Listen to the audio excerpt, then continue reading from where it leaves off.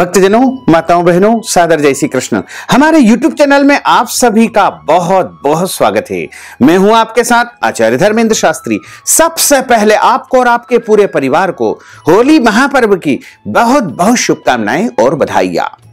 भगवान श्री लक्ष्मी नारायण का भरपूर आशीर्वाद आपके जीवन पर सदैव बना रहे।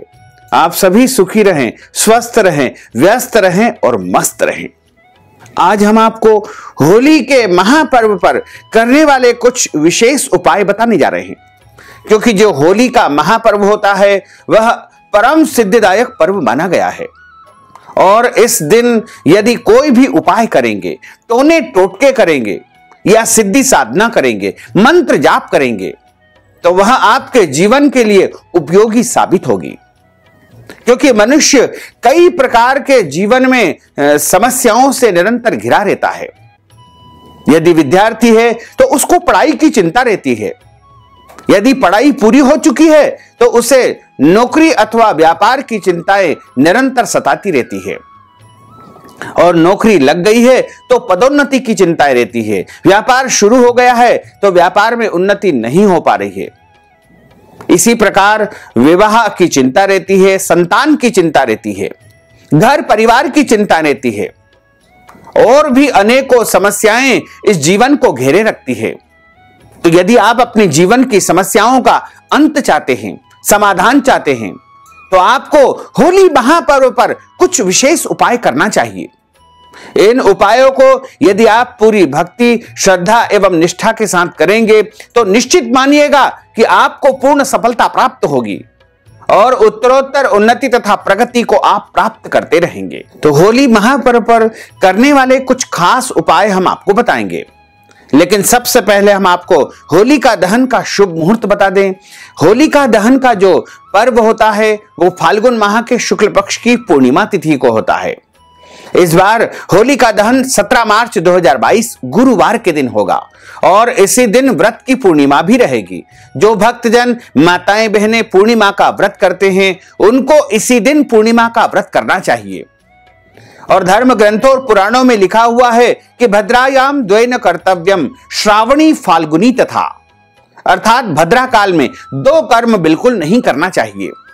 एक तो होता है श्रावणी अर्थात रक्षाबंधन, दूसरा होता है होलिका दहन यानी फाल्गुनी। दोनों कर्म भद्रा काल में नहीं किए जाते हैं। इस बार भद्रा जो कि 17 मार्च 2022 गुरुवार को दोपहर 1:29 से आरंभ हो जाएगी, जो कि मध्य रात्रि 17 और 18 की रात्रि 1:09 पर भद्रा समाप्त होगी। चूंकि होलिका दहन 17 मार्च 2022 गुरुवार को ही करना है और इस दिन दोपहर से लेकर के देर रात तक भद्रा रहेगी, तो धर्म ग्रंथों में लिखा हुआ है कि ऐसी परिस्थिति में, ऐसी स्थिति में भद्रा की पुच्छ काल में होलिका दहन आप संपन्न कर सकते हैं। भद्रा का पुच्छ काल रहेगा 17 मार्च 2022 को रात को 9:08 से लेकर के 10:20 तक भद्रा का पुच्छ काल रहेगा। इस समय आप होलिका दहन कर सकते हैं। यदि इस समय नहीं करना चाहते हैं तो भद्रा समाप्ति के पश्चात यानी रात को 1:09 पर जब भद्रा समाप्त होगी उसके बाद से लेकर के सूर्योदय के पहले पहले आप होलिका दहन कर सकते हैं। क्योंकि होलिका दहन दिन में नहीं करना चाहिए, होलिका दहन आपको प्रतिपदा में नहीं करना चाहिए, होलिका दहन चतुर्दशी तिथि में नहीं करना चाहिए। होलिका दहन हमेशा फाल्गुन माह के शुक्ल पक्ष की पूर्णिमा तिथि में ही किया जाता है और रात्रि के समय ही होलिका दहन किया जाता है। इसलिए भद्रा के पुच्छकाल रात्रि 9:08 से लेकर के 10:20 के बीच में आप कर सकते हैं, या भद्रा समाप्ति के पश्चात यानी रात को 1:09 के बाद से लेकर के सूर्योदय के पहले पहले आप होलिका दहन कर सकते हैं। और रंग वाली होली 18 मार्च 2022 शुक्रवार को ही रहेगी। इसी तरह रंग पंचमी जो कि 22 मार्च 2022 मंगलवार को रहेगी। वैसे तो प्रत्येक मनुष्य अपने जीवन में उन्नति और प्रगति को प्राप्त करना चाहता है, जीवन के संकट और कष्ट को समाप्त करना चाहता है, और प्रत्येक मनुष्य अपने जीवन में सफलता को प्राप्त करना चाहता है। लेकिन बहुत संघर्ष करने के बाद भी उसको सफलता बहुत मुश्किल से मिलती है। और कई लोग तो अपने जीवन से बहुत ज्यादा व्यथित हो चुके होते हैं, परेशान हो चुके होते हैं और उनको जीवन में बहुत परिश्रम करने के बाद भी सफलता नहीं मिल पाती है। ऐसे में यदि होली के दिन कोई भी उपाय करेंगे, टोने टोटके करेंगे, तो उनको शीघ्र ही जीवन में उन्नति और प्रगति प्राप्त होती रहेगी और वो जीवन में सफल होते रहेंगे। तो यदि आप इन उपायों को करेंगे तो निश्चित तौर से आपको सफलता प्राप्त होगी। और यदि आप स्वयं इन उपायों को नहीं कर सकते हैं, हमारे माध्यम से इन उपायों को आप संपन्न करवाना चाहते हैं, तो अपना नाम और गोत्र हमें भेज करके और इन उपायों को आप हमारे माध्यम से भी संपन्न करवा सकते हैं। होलिका दहन के दिन सबसे पहला उपाय है, यदि आप अपने घर परिवार की नकारात्मक शक्तियों को समाप्त करना चाहते हैं, आपके ऊपर कोई नजर लग गई है या फिर आप अपने जीवन में सफलता को प्राप्त करना चाहते हैं, तो आपको अपने हाथ की मुट्ठी में 5 लौंग रखना है और उन 5 लौंग को आप अपने ऊपर से उतार लीजिएगा, परिवार के सदस्यों के ऊपर से उतार लीजिएगा तथा पूरे घर में उन 5 लौंग को घुमाने के बाद में होलिका के अंदर डाल दीजिएगा। जब होलिका दहन होगा तब वो 5 लौंग जल करके भस्म हो जाएंगे और उसके बाद आप देखेंगे कि आपके ऊपर जो नजर लग गई है वो भी जलकर राख हो जाएगी। आपके ऊपर यदि किसी ने टोना किया हो, टोटका किया हो, तंत्र मंत्र किया हो या कोई भी बुरी शक्ति आपके ऊपर हो, तो वो जल करके राख हो जाएगी और आपके घर परिवार में सुख शांति समृद्धि का आगमन हो सकेगा। और यदि आपके प्रतिष्ठान, घर, दुकान, कार्यस्थल, कार्यालय, फैक्ट्री या किसी भी स्थान पर नजर लग गई है, व्यापार नहीं चल रहा है, तो आप एक मुट्ठी में काले रंग की जो राई होती है वो आपको लेना है और उस राई को अपने कार्यस्थल पर घुमा करके, यानी ऑफिस, कार्यालय, फैक्ट्री या प्रतिष्ठान के आसपास अंदर जहां पर भी आप जा सकते हैं वहां पूरे एक मुट्ठी घुमा करके उसको आपको होलिका दहन जहां पर हो रहा है वहां ले जाकर के डाल देना है। ऐसा करने से आपके प्रतिष्ठान पर जो भी बुरी नजर लगी होगी, तंत्र मंत्र यदि किसी ने किया होगा, तो वो जल करके भस्म हो जाएगा और आपका प्रतिष्ठान अच्छा चलने लगेगा। आपके प्रतिष्ठान की उन्नति होगी, प्रगति होगी और निरंतर आप सुख शांति समृद्धि को प्राप्त कर सकेंगे। आपको अपने जीवन में बहुत ज्यादा भय लगता है, डर लगता है, डरावने सपने आपको परेशान करते हैं या आप कर्ज से बहुत ज्यादा परेशान हो चुके हैं, आपके ऊपर बहुत ज्यादा कर्ज हो चुका है, तो यदि आप कर्ज से मुक्त होना चाहते हैं तो आपको लगभग 25 ग्राम गुड़ लेना है और उस गुड़ को अपने हाथ में रखना है। मन ही मन आपको स्मरण करना है कि हमारे घर परिवार में सुख शांति समृद्धि का आगमन हो, हमें भय से मुक्ति प्राप्त हो, हमें डरावने सपने आते हैं वो भी समाप्त हो जाए, हम कर्ज से पूर्ण रूप से मुक्त हो जाए। और उस 25 ग्राम गुड़ की डली को एक पान के ऊपर आपको रखना है और उसको ले जाकर के होलिका दहन जहां हो रहा है उसके अंदर रख देना चाहिए।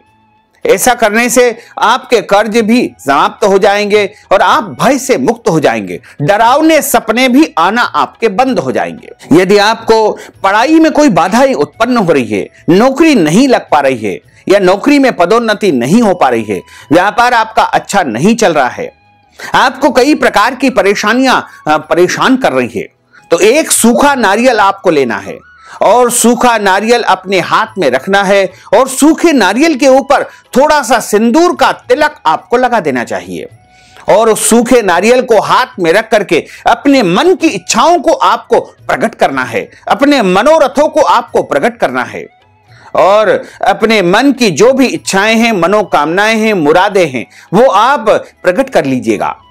ऐसा समझिएगा कि आप नारियल से ही सारी बातें कह रहे हैं। यदि आप उच्च शिक्षा को प्राप्त करना चाहते हैं, अच्छी नौकरी को प्राप्त करना चाहते हैं, इंटरव्यू में सफलता प्राप्त करना चाहते हैं, व्यापार में उन्नति और प्रगति प्राप्त करना चाहते हैं, प्रेम विवाह करना चाहते हैं, मन वांछित वर या वधु की प्राप्ति करना चाहते हैं, तो आपको नारियल के समक्ष सारी बातें कहना है और उस नारियल को ले जाकर के होलिका दहन के अंदर आपको रख देना चाहिए।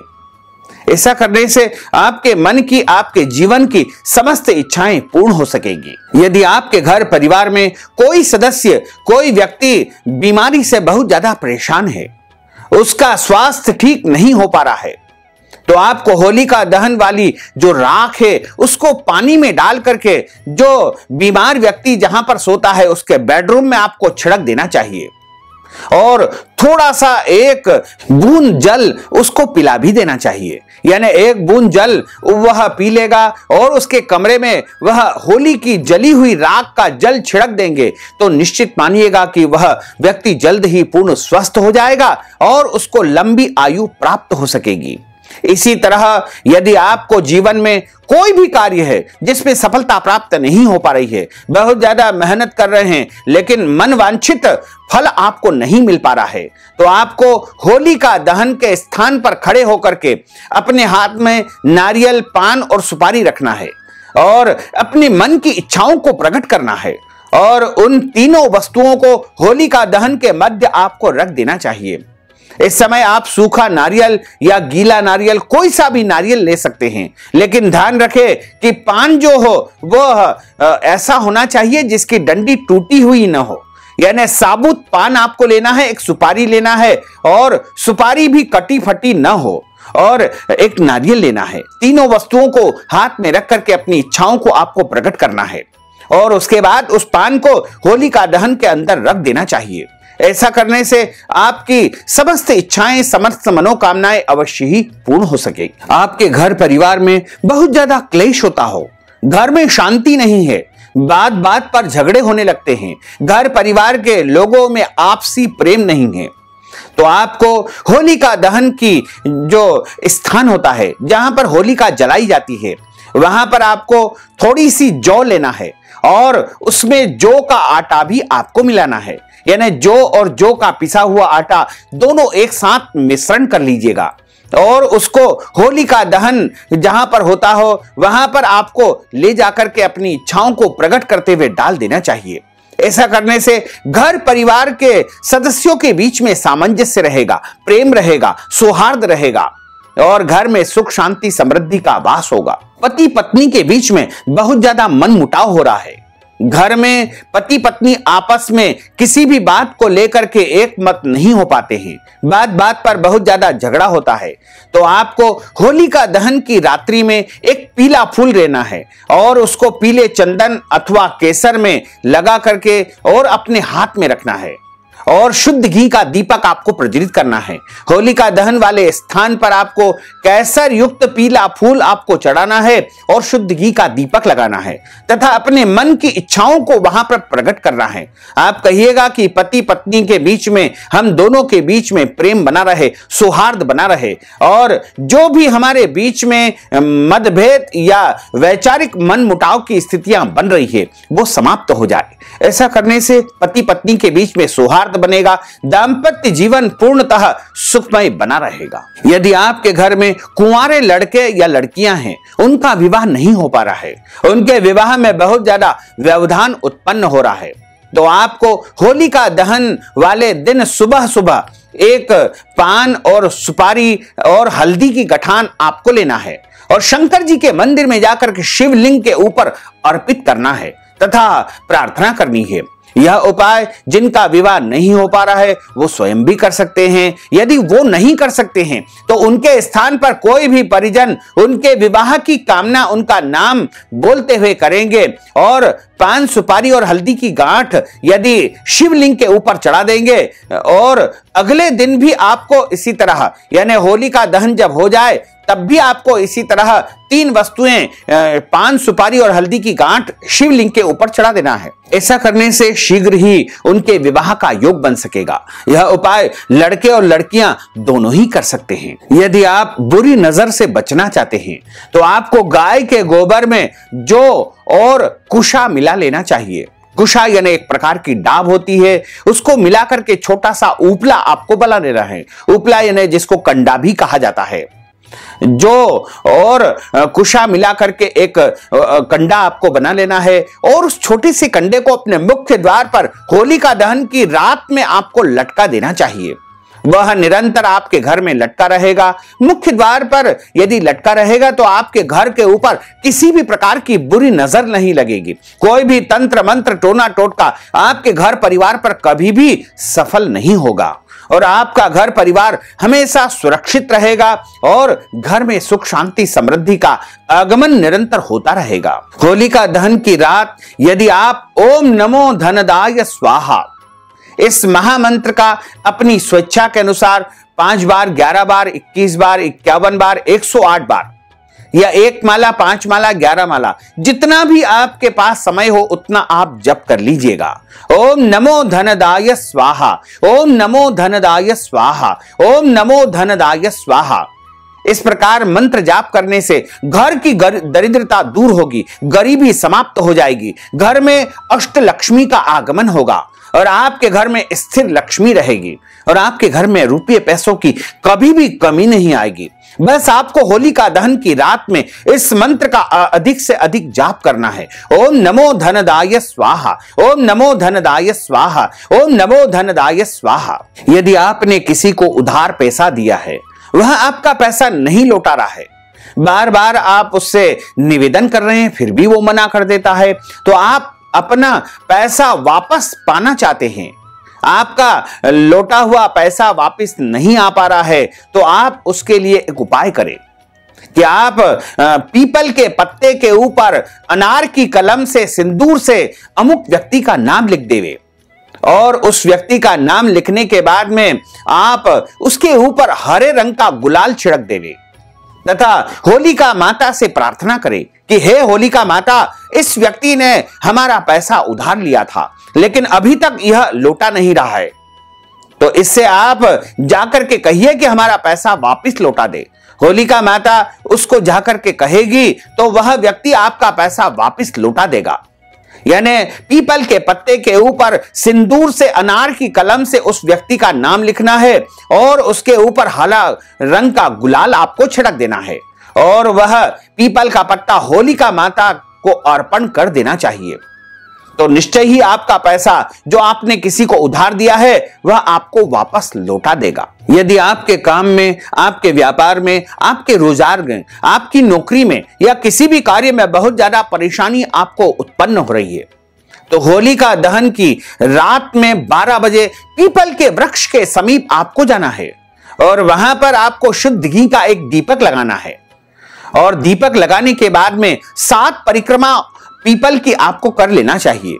ऐसा करने से आपको जो भी कार्य में बाधाएं उत्पन्न हो रही है वो समाप्त हो जाएगी और आपको उन्नति और प्रगति प्राप्त होती रहेगी और आपके जीवन की समस्त मनोकामनाएं अवश्य ही पूर्ण हो सकेगी।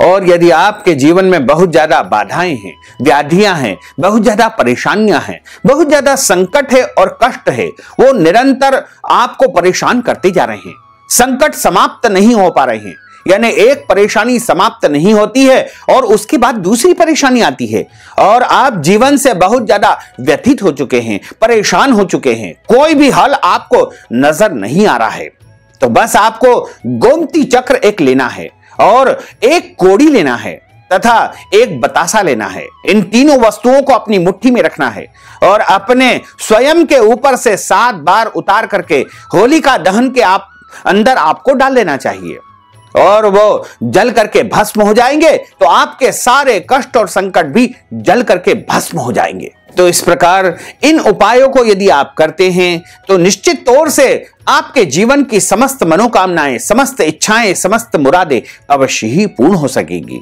वैसे तो आप इनमें से कोई एक उपाय भी कर सकते हैं, यदि आप चाहें तो सभी के सभी उपाय भी आप कर सकते हैं, लेकिन ध्यान रखें इन उपायों को जब आप करते हैं तो मन में पूरी श्रद्धा विश्वास अवश्य ही होना चाहिए।